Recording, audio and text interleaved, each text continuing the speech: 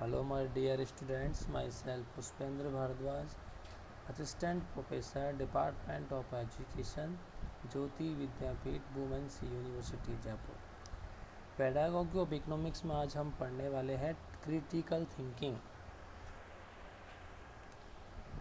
Critical thinking का meaning and the skill we need for critical thinking, how students can apply critical thinking, and role of a teacher in critical thinking या और consideration for teachers। ये same बातें हैं, ये इस class में आज ये डिस्कशन करेंगे हम। तो first is meaning of critical thinking. Critical thinking is a term used by educators to describe form of learning, thought and analysis that go beyond the memorization and recall of information and facts. In common usage, critical thinking is an umbrella term that may be applied to many different forms of learning, acquisitions, or to a wide variety of thought process.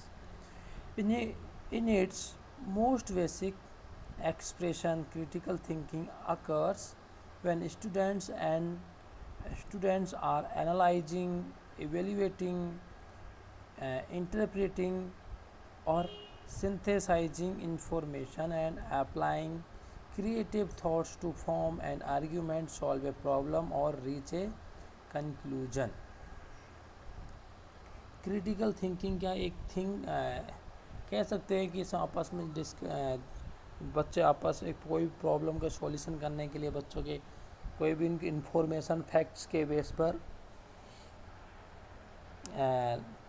आप facts और information है उनके उसको memorisation recall के base पर आपस में evaluating करके एनालाइज करके इंटरप्रेटिंग करके और प्रॉब्लम्स का सॉल्यूशन निकालते हैं, एक कंक्लूजन तक पहुंचते हैं। ये क्रिटिकल थिंकिंग है। Critical thinking entails many kinds of intellectual skills including the following respective examples: developing well-reasoned persuasive arguments and evaluating and responding to counter arguments, examining concepts or situations from multiple perspectives including different culture perspective, questioning evidence and assumption to reach novel conclusion, and devising imaginative way to solve problem, especially unfamiliar or complex problems, formulating and articulating thoughtful and penetrating questions। जो ये critical thinking है, critical thinking में intellectual process है।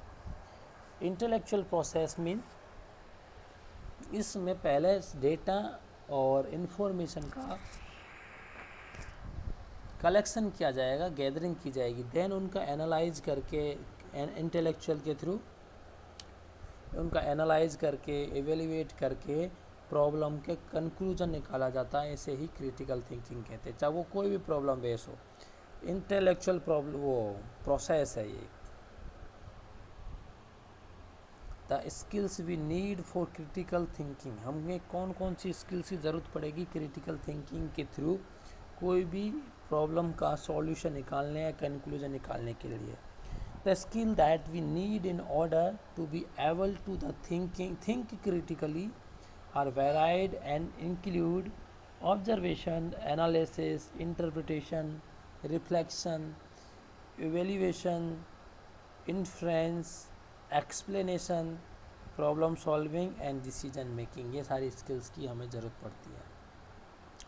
Especially we need to able to think about a topic or issue is an objective and critical way, identify the different arguments there are in relation to a particular issue, evaluate a point of view to determine how strong or valid it is, recognize any weakness or negative points, that there are in evidence or argument. Notice what implication there might be behind a statement or argument. Provides structure, reasoning and support of an argument that we wish to make. Skills की बात करें तो इन skills का use करके हम topics के use कर सकते हैं. टॉपिक हमारे क्रिटिकल थिंकिंग के ऑब्जेक्टिव क्या है, टॉपिक क्या है, वो डिसाइड करेंगे. हमें कौन कौन से उसको आर्ग्यूमेंट, डिफरेंट आर्ग्यूमेंट्स किस तरह इनको आइडेंटिफाई करना, पर्टिकुलर इश्यूज़ के. देन एवेल्युएट करेंगे पॉइंट ऑफ व्यू.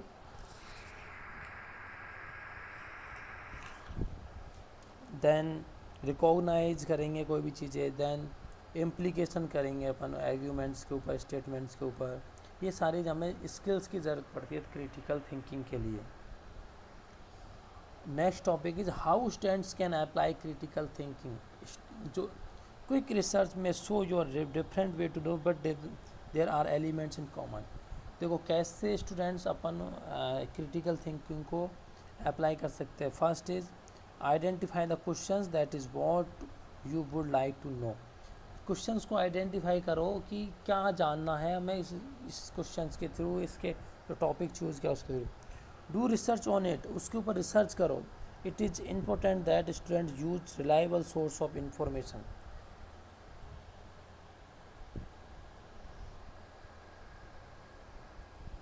इंफॉर्मेशन के रिलायबल सोर्स का ही यूज़ करना चाहिए रिसर्च करने के लिए. Then apply the information found in your research to the initial questions, then analyze it and do more research if necessary.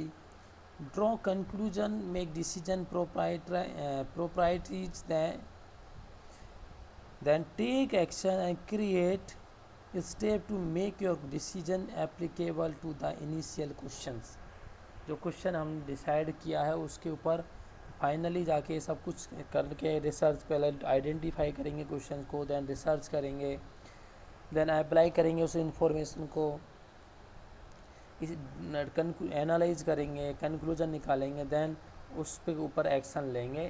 तो ये इस तरीके की एक स्टूडेंट इस तरीके से इसको अप्लाई कर सकते हैं. Now next topic is consideration for teacher और role of a teacher for critical thinking.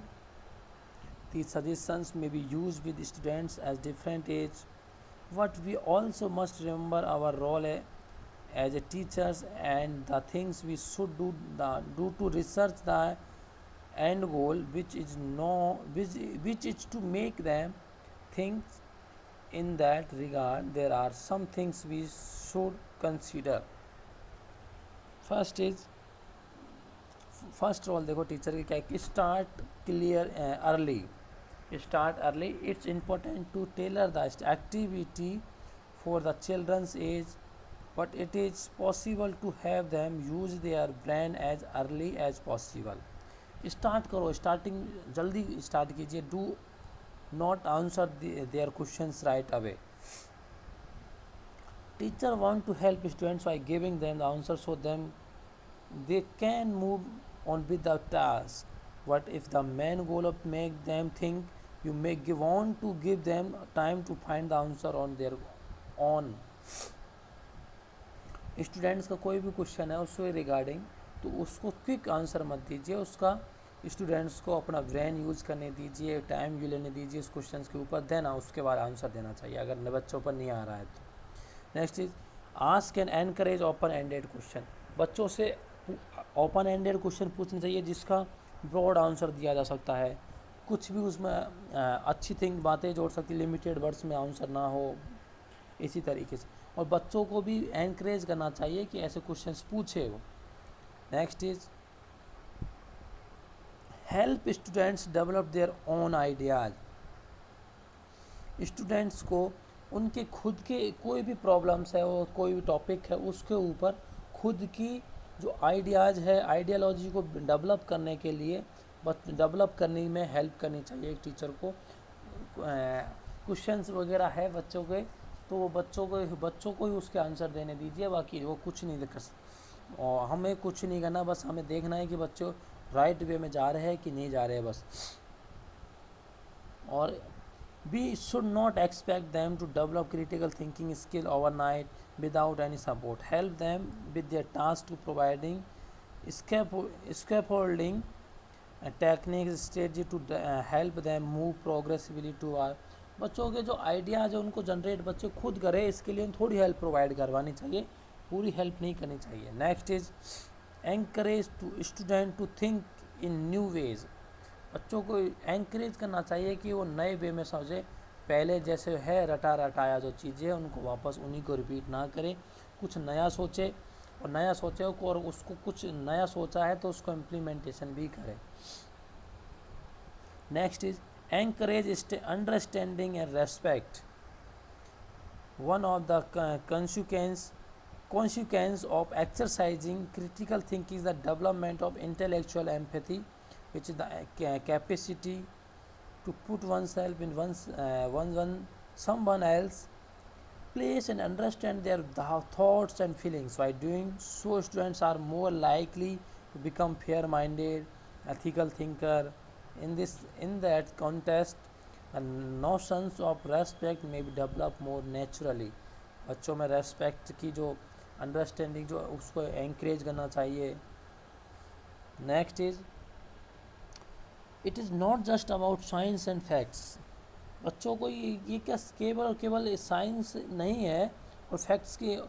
critical thinking will not only make students intellectual empathies, but it will also help them become aware to their own knowledge and the need to address.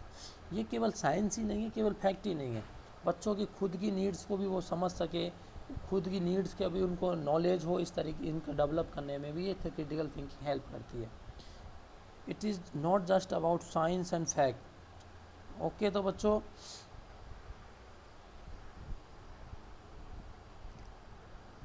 address different idea constantly and through research and reasoning they shall accomplish their task with integrity.